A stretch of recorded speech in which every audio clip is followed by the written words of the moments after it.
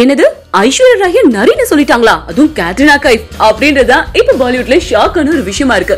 பாலிவுட் நடிகை கேட்ரினா கைஃப் ஐஸ்வர்யா ராய நரி அப்படின்னு சொல்லிருக்காங்க. நரின்னு ஏன் ஐஸ்வர்யா ராய சொல்லணும்? அப்படி என்னங்க நடந்தது அப்படின்னு தானே கேக்குறீங்க.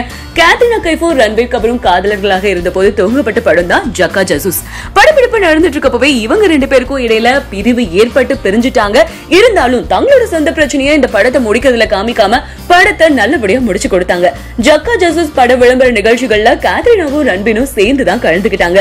இருவரும் பேசிக்கொள்ற விதத்தை பார்த்தா மறுபடியும் காதல புதுப்பிப்பாங்க அப்படின்னு எதிர்பார்க்கப்பட்டது. Facebook லைவ்ல ரன்வீரும் கேட்ரினாவும் கலந்துக்கிட்டாங்க. அப்போ ரன்வீர் ஒரு விளையாட்டு சொன்னாரு.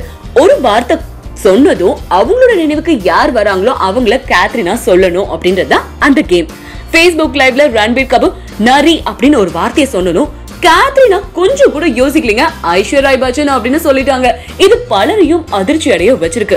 ஏங்க ஐஸ்வர்யாவை நரின்னு சொன்னாங்க அப்படின்றதா எல்லாருக்குள்ளயும் கேள்வியா இருக்கு. தன்னோட வாழ்க்கையில முக்கியமான 5 பேரோட பெயரை சொல்லணும் அப்படின்னு ரன்வீர் கிட்ட கேட்ரினா கேட்டாங்க. அதுக்கு ரன்வீர் என்ன சொன்னார் தெரியுமா? அப்பா, அம்மா, என்னோட உறவினர் அயன், அதுக்கப்புறம் எங்க வீட்டுல இருக்க 2 நாய்க்குட்டிகள்.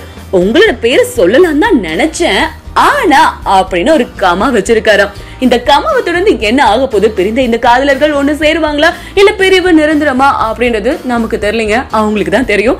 வெயிட் பண்ணி பாப்போம், கூடிய சீக்கிரத்துல என்ன நடக்க போகுது அப்படின்றது கண்டிப்பா தெரிய வரும். என்ன மாதிரி சினிமா நியூஸ் நீங்க அப்டேட்ல அப்பப்ப தெரிஞ்சுக்கணும் அப்படின்னா கலக்கல் சினிமாவை சப்ஸ்கிரைப் பண்ணுங்க.